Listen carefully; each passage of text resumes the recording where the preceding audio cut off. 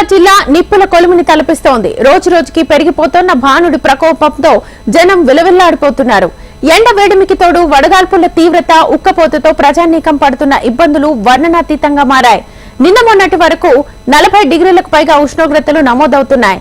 ఆదిలాబాద్ జిల్లాలో మండుతోన్న ఎండలపై మరింత సమాచారాన్ని మా ప్రతినిధి శ్రీనివాస్ అందిస్తారు.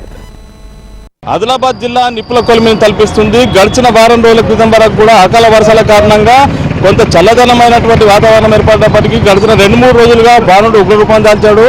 ఈ కారణంగా 42 నుంచి 43 డిగ్రీల మధ్య అత్యధికంగా రికార్డు స్థాయిలో ఉష్ణోగ్రతలు నమోదవుతున్న పరిస్థితి. రోజు రోజుకు ఎండవేడిమి పెరుగుతుంది. ఈ కారణంగా గ్రామీణ ప్రాంతాల్లో భూగర్భ జలాలు పూర్తి స్థాయిలో అలగంటిపోతున్న పరిస్థితి. చాలా ప్రాంతాల్లో కూడా తాగునీటి కోసం కూడా జనమంతా ఇబ్బంది పడుతున్న పరిస్థితి. ప్రస్తుతం అయితే మార్చి చివరి వారంలోనే ఎండలు దర్చుకొడుతున్నాయి. అయితే ప్రస్తుతము ఏప్రిల్ మే వారాల్లో పరిస్థితి ఎట్లా ఉంటుందని చెప్పి అంచనా వేస్తూ ప్రజలు ఆందోళన వ్యక్తం చేస్తున్న పరిస్థితి. ఉపశమనం పొందేందుకు బయటకు వెళ్లే వారంతా కూడా శీతల పానీయాల మీద ఆధారపడిన పరిస్థితి. మనతో మాట్లాడేందుకు స్థానికులు ఉన్నారు. చెప్పండి, ఎండలు ఎట్లా ఉన్నాయి?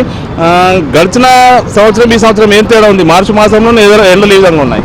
మన తెలంగాణ రాజ్యంలోనే ఈ యొక్క ఆదిలాబాద్ జిల్లా మరియు ఈ జిల్లాలో ఎప్పుడు కూడా ఎండల తీవ్రత ఎక్కడ ఉంటుంది. మరి ఈ సంవత్సరం అనుకుంటే మరి ఇప్పుడు మార్చి ఇంకా ఎండింగ్ కూడా మొత్తం కాలేదు, అది ఇప్పుడే 43 డిగ్రీ వరకు అయింది. మరి బయట వెళ్ళాలంటే కూడా చాలా కష్టం ఉన్నది. మరి ఇప్పుడే పరీక్షలు కూడా నడుస్తున్నాయి పిల్లలకు.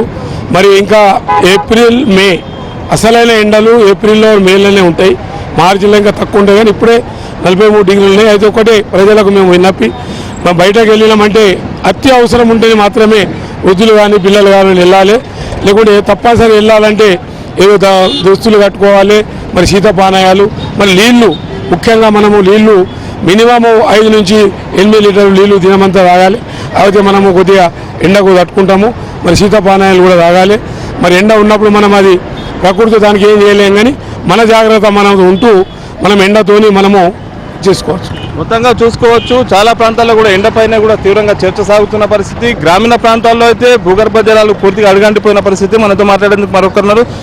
ఎట్లా ఉంది ఎండలు? గడిచిన సంవత్సరంతో పోల్చుకుంటే ఈసారి ఎట్లా ఉంది? రాబో రోజులు ఎట్లా ఉంటుంది అనుకుంటున్నారు? ఈ 2 రోజుల నుంచి దాదాపు 43 డిగ్రీల ఉష్ణోగ్రత ఉన్నట్టున్నది సార్. ఈ 2 రోజుల కిందనే వడగాలులు, తర్వాత వర్షాలతోనే కొంత చల్లబడ్డట్టు అనిపించినా కానీ ఒకేసారి మళ్ళీ వాతావరణంలో స్పష్టమైనటువంటి తేడా కనిపిస్తున్నది. ఇది మార్చి చివరి వారంలో ఉన్నాం మనము.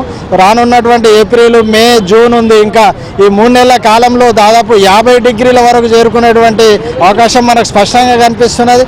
50 దాటినా కూడా మనం ఆశ్చర్యపోవాల్సినటువంటి అవసరం లేదు. 33-40% మధ్యలో మన అడవుల్ని పెంచుకున్నట్లయితే ఈ తీవ్రమైనటువంటి వాతావరణ పరిస్థితుల నుంచి మనకు విముక్తి కలగచ్చు. రానున్నటువంటి గడ్డు పరిస్థితులను ఎదుర్కోవడానికి ప్రజలు సిద్ధంగా ఉండాలి. ముఖ్యంగా వడదెబ్బ నుంచి వాళ్ళు ఎవరికి వాళ్ళు రక్షణ చర్యలు తీసుకోవాలి. ముఖ్యంగా రైతు కూలీలు ఈ ఎండాకాలం పనులు చేసేటప్పుడు వాళ్ళు ఉదయం సాయంత్రం వేళల్లోనే పని చేసుకోవాలి. ప్రభుత్వం కూడా మన తాగునీళ్ళ